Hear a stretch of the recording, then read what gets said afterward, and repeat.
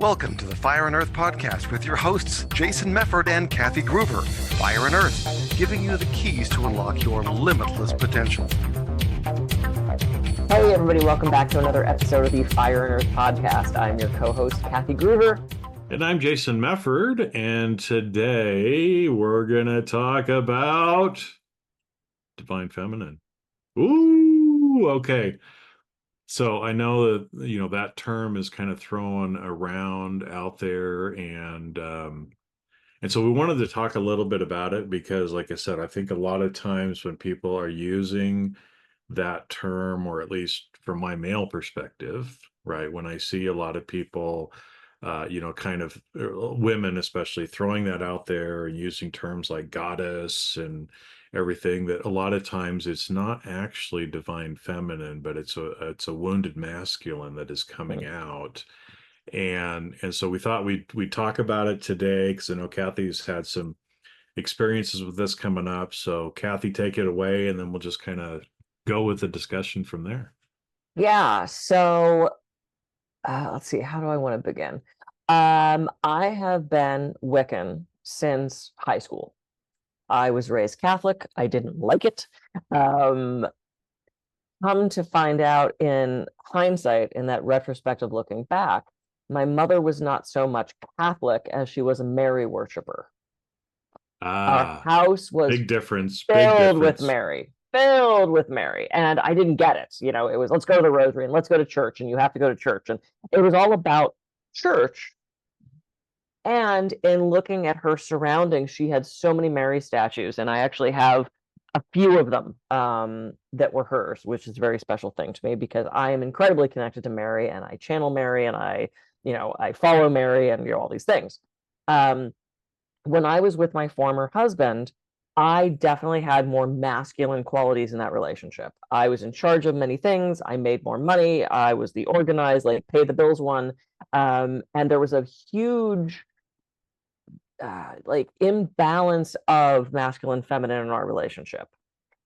And when he and I split up, I had to kind of sort of rediscover who I was. I didn't have space to tap into my feminine because I had to be the masculine one in this relationship, or didn't have to be, but that's the role I took.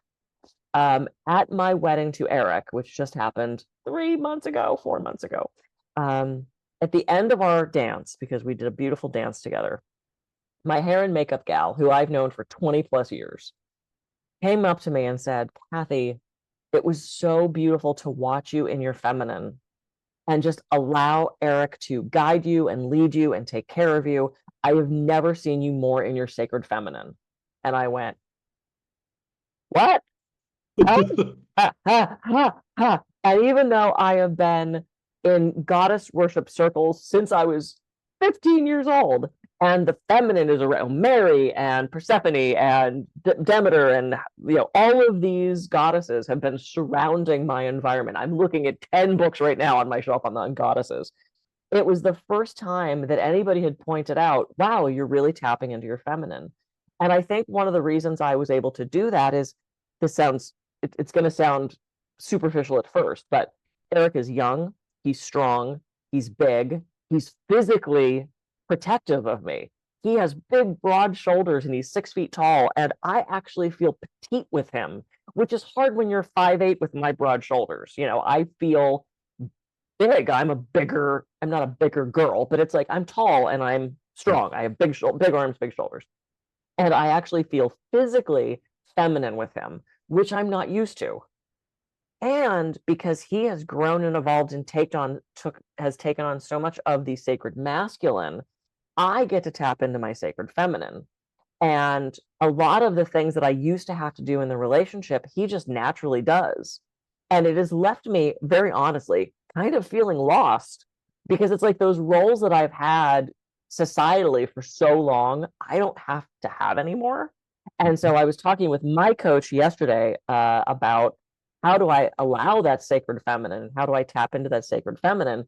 And one of the things I remembered, and then I'll let you talk, was during my conscious cannabis ceremony, I was just sort of stream of consciousness writing. And one of the things I wrote is, it's taken this long for the beaten down goddess to trust their gods again. And if you look at what's happening societally and what has happened, women have been beaten down for so long that I think we're finally beginning to trust the sacred male again, that we're going to be okay, that it's okay to be vulnerable, that it's okay to be allowing, it's okay to be more yin, to be more watery. And so I've been not struggling with it, but it's been something on my mind of how do I tap into that sacred feminine and allow myself to accept that yin again. And so I thought that would be an interesting conversation today. No, it is. And I mean, I'm on the flip side of it, in this go around, but I think that what you just shared there, the goddesses, are ready to trust their gods again. I think it's a beautiful thing. And I think it's, like you said, it's part of, because I'll give you kind of from the male side too, right? Is that again, we've lived through hundreds of years of male misogyny and control and chauvinism and everything else, right? That was a phase that we had to go through for whatever reason. Don't agree with it, right? Myself, I find myself a white male. I'm the one that everybody's kind of targeting. Like you were the ones that fucked everything up. Well, I didn't. This incarnation, I've only been here for 50 some years, right? Don't blame me for everything, right? Right. But you see women having to stand up, and I'll talk about maybe a couple of different ways, right? Is that a lot of times the men have not been pulling their masculine weight. They've been acting like chauvinistic little boys and treating women as sex symbols. And that is not what a god does, Mm-hmm. right? That is not what a king does. And so, when behavior like that is out there, it's for especially the stronger women, it makes a lot of sense for them to have to stand up. I mean, Mm-hmm. like you said, Kathy, most of your life you've had to be or fill a lot of those typically masculine roles, right? Mm-hmm. And so, you see a lot of strong women that have to do that because they're not taken care of. They don't have Yeah. somebody to help fill in there. And so when they do, or when there's somebody who wants to, sometimes there's even a little clash in the relationships, right? Because, like you said, you have to be willing to kind of let go some things and let Eric just be, Mm-hmm. and he will take care of you. And when you do that, your divine feminine comes out. And that doesn't mean, right? Because again, a lot of people are like, well, that means that divine feminines are weak. No, no, no, no, no, no, no, no. Whoa, no, right?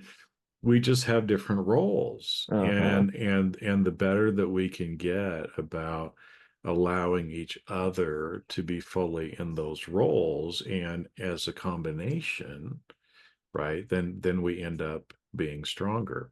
Yep. Now on the flip side of it too, again, being a male, uh, I've seen and have experienced some of where women don't want the king to come out because they have been taught that they're strong and they're independent and they need to control things and all this kind of stuff. But what that does is it never happens, Yeah. right? Because the king can never come out, the god can never come out fully, or it's belittled, right?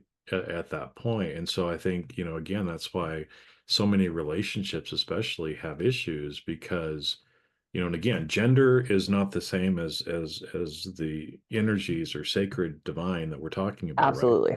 I'm both feminine and masculine. I am a balance. Kathy is both masculine and feminine, right?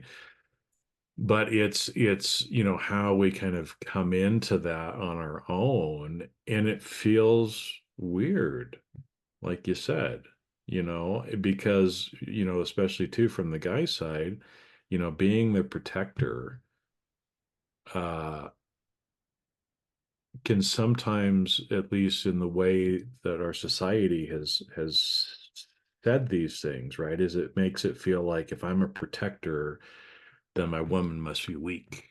and need protecting, but that's not it. Mm-mm. Right. And so actually learning and training myself as to what does it really mean to be a protector. And so just a quick flashback to the episode we did on names. Right. Oh yeah. I knew what my first name meant, healer. Do Yeah. you know what my middle name Lee means? Protector. Oh my God. Yeah. So I've been thinking about this protection, which again is a king, god, masculine energy of protecting that has been coming up for me more in the last little Hmm. bit too. So, Interesting. It's so fascinating. When I was single for the year that I had my fun year of flame, um, after the first 6 months when I exhausted people I already knew who were excited to date me, I thought I want to try online dating. Like I've always thought that was so cool. And my friends were like, it sucks, it's terrible. I don't know why they're suddenly all smokers, but yeah. And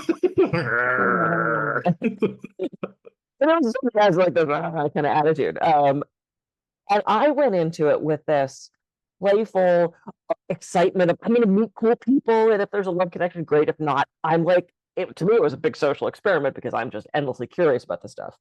And I cannot tell you how. I can tell you how many. Three guys who I would not put my picture up on the dating site because I'm known enough here locally that I didn't want my picture splattered all over the place. And if somebody reached out and said, "Could you send me a picture?" I would say, "Yeah, just go to kathygruber.com. You'll see everything about me. Like, just you'll see my pictures."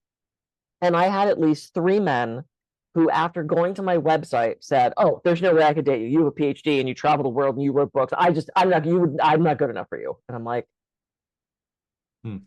what? They were so intimidated by my success, by what I had done.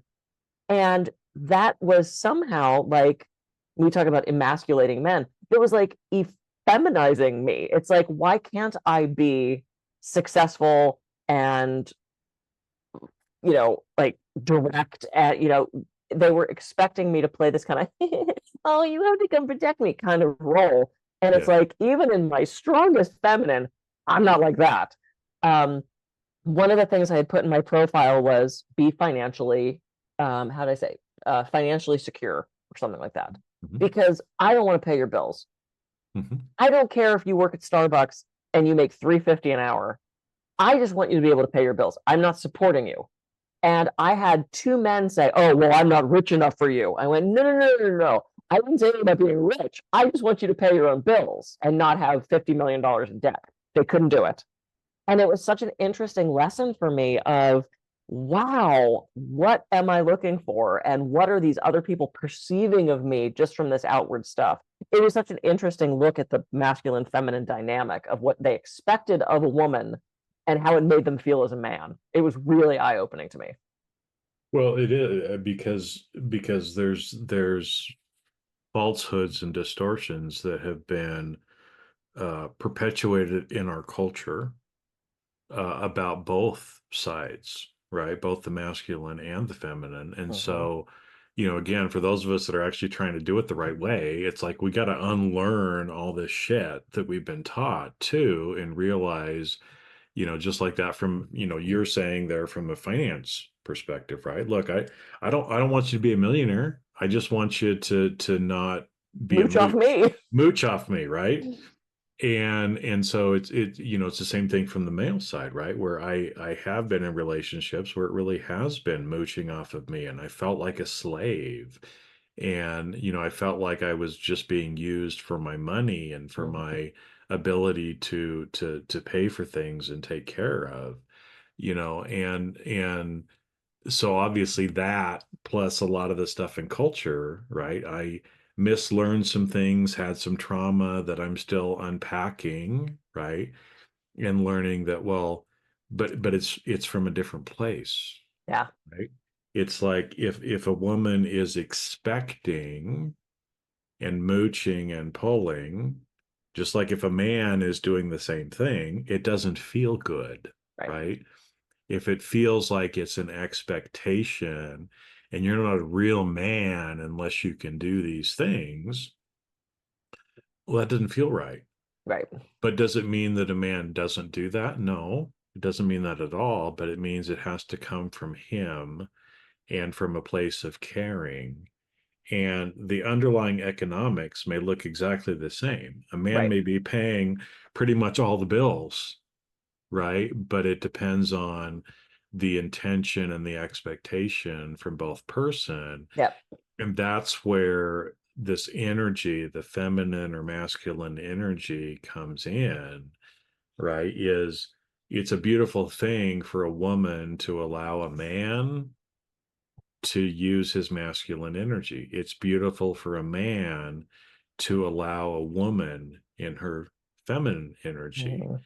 and not see it as being weak, or anything else, because Yeah. that's not what it is. It's just we have different skills and we balance. That's why sacred symbols like the yin and yang, are out there that Hmm. represent the balance between the two, and how the two coming together and playing in the balance with each other, uh, uh, is so beautiful. And again, Hmm. let's take it as an example. Like, let's go back to medieval times, or old A times restaurant? when, yeah, medieval times. I mean, okay. No, I I'm meaning older, ancienter civilizations where we were using swords and everything, Oh, that time. Yes. that Okay. kind of thing, right? Got it. So again, if you think about it in that standpoint, I mean, normal scenario is sometimes the king and the men have to go off to war, right? To fight, which leaves the women, who are very capable to take care of everything while you're gone, right? Hmm. And so the fact that a man protects a woman doesn't mean a woman is weak, because guess what? A lot of times they had to physically protect themselves as well. They had Oh, to yeah. pick up swords as well, right, while the men were gone. Hmm. But also, there's a great tradition from a Native American perspective of the tribe would only go to war if the old women approved. Mm.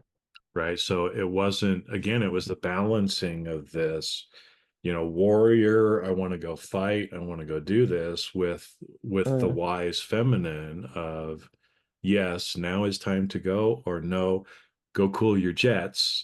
Yeah. Right.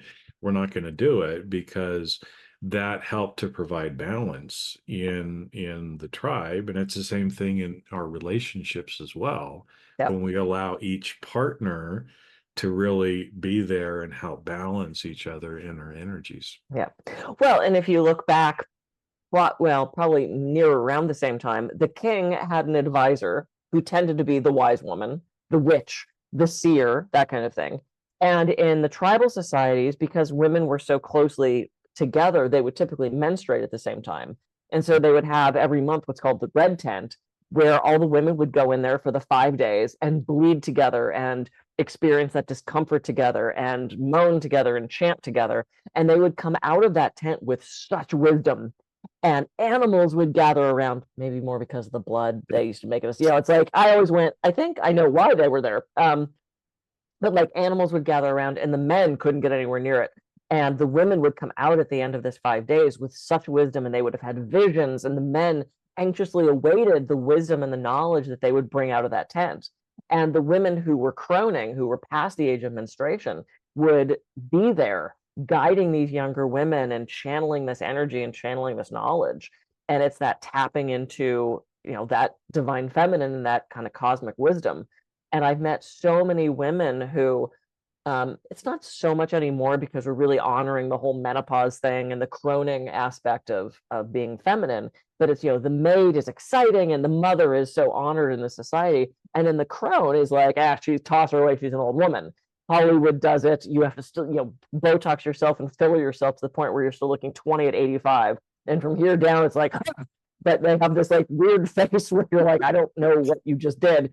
And, I'm torn on that, because it's like, if to honor your divine feminine, you want to make changes to allow you to feel more beautiful and more young and more vibrant, who am I to say not to do that? And then you get the extreme of that of, oh my God, what have you done to yourself? But it's like, the women gathered and the men anxiously awaited that wisdom. Whereas so often today I see men discounting that. Oh, she's a stupid girl, or, da da da. And having been raised by my dad to be a strong woman, well, he wanted a boy, but he couldn't do that. So he raised me to be a strong woman of, don't let them say you can't do that and you can outrun any guy and you can outthrow and you're just as smart. And, he drilled that into my head. And I think in one way that really helped me because it did allow me to succeed in a way that I did. But on the other hand, it convinced me that I didn't need men, that I could be masculine enough for both of us. And for the longest time, I was not a man, never a man hater, but I picked relationships where there was not that balance. It was completely out of balance. And if I wasn't in control, it wasn't working for me. So, I'm learning and growing too. Interesting. Yeah. Yeah, because I was going to ask you about that, because again, we're trying to talk more about the divine feminine, but it's interesting how, like in that you probably were subconsciously selecting men who were a little weaker, who wouldn't step forward, so that you could, continue to have that kind of control and masculine part of you come out.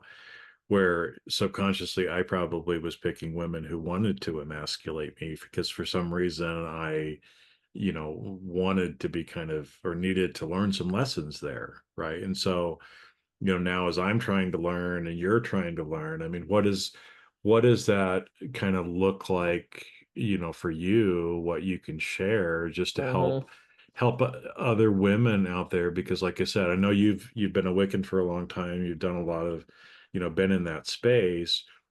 And just what I perceive is a lot of times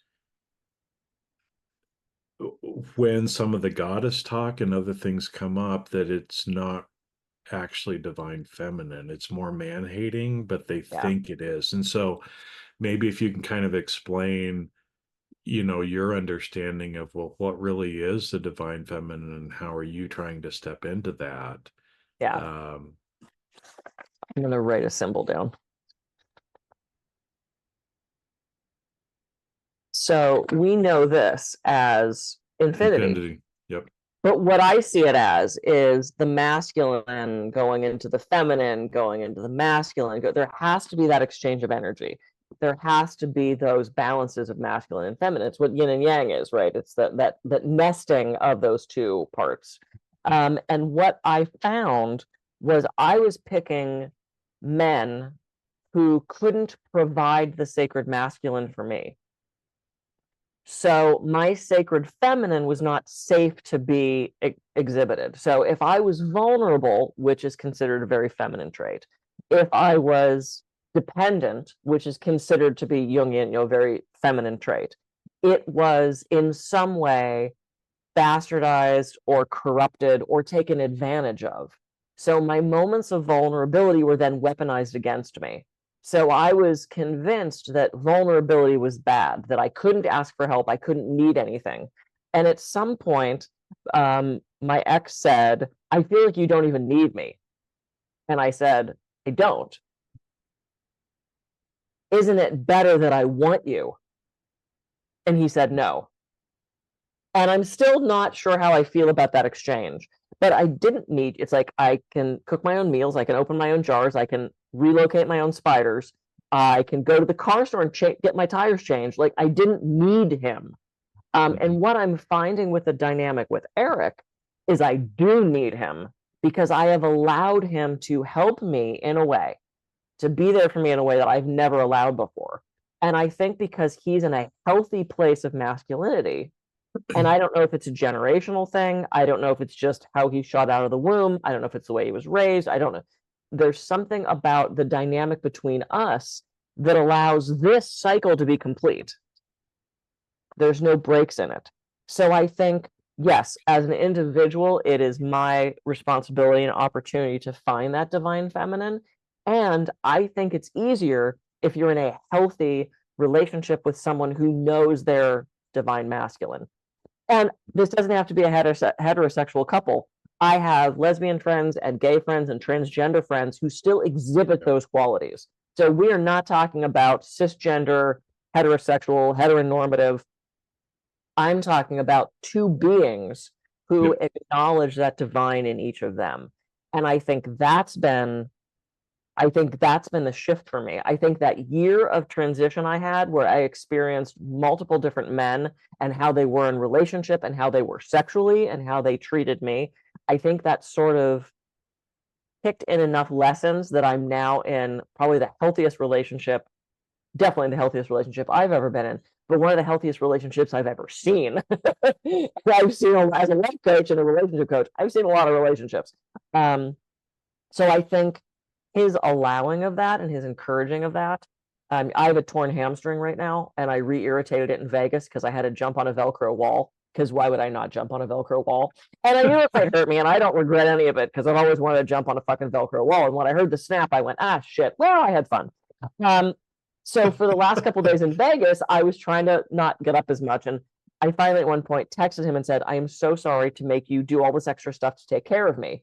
And he says, oh my God, how many times have you taken care of me? And I wrote 6.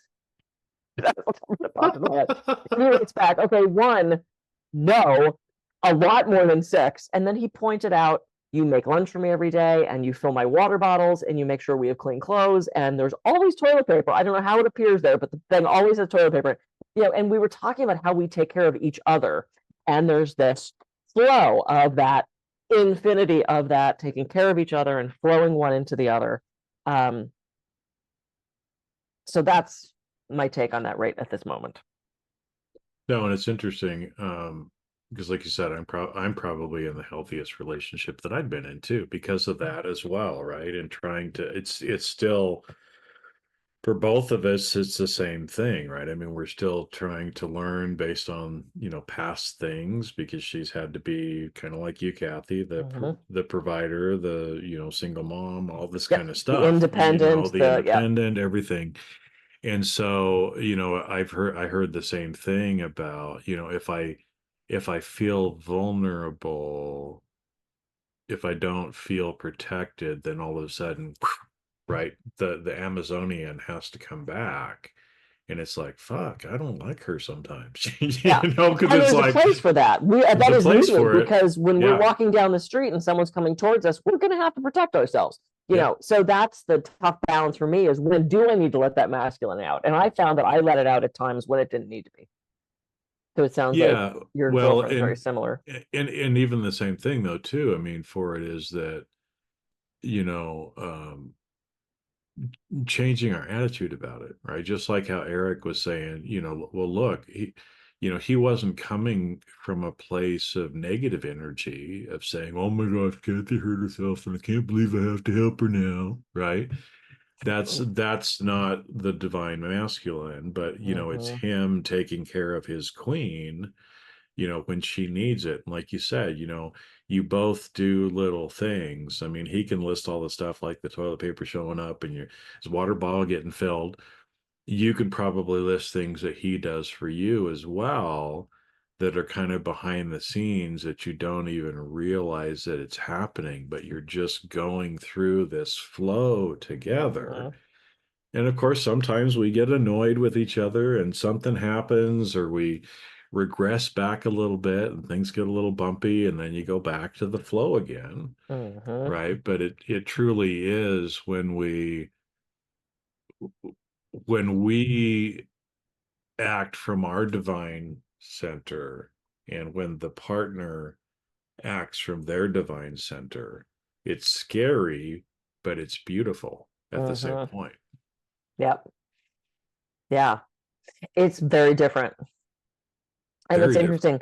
I'm rewatching, Eric's watching for the first time, Sex and the City, the series.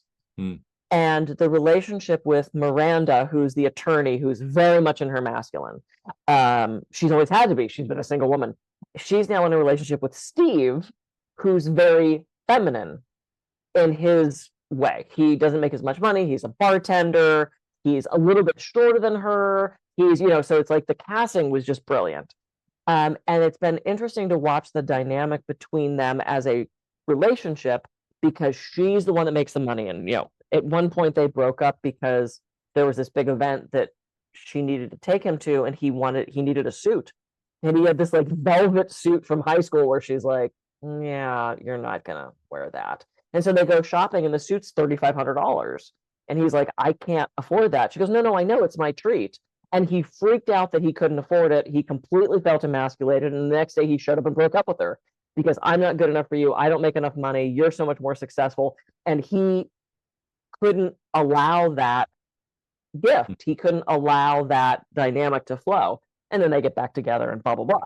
But it's like, it was so interesting to watch that from such a, distanced place, and to see Eric watching that for the first time, because he's like, Steve, what's wrong with you, man? You're throwing away a really great relationship. So from his perspective, Steve was wrong. I was just like, it's been fascinating. I so digress with that, but it's been so interesting to watch the dynamics and the divine masculine, feminine of those different relationships in Sex and the City. Well, and I don't think it's necessarily a digression, because as you were talking about it, I mean, again, you and I both have different things that we've come to relationships believing, things that we've been taught over time.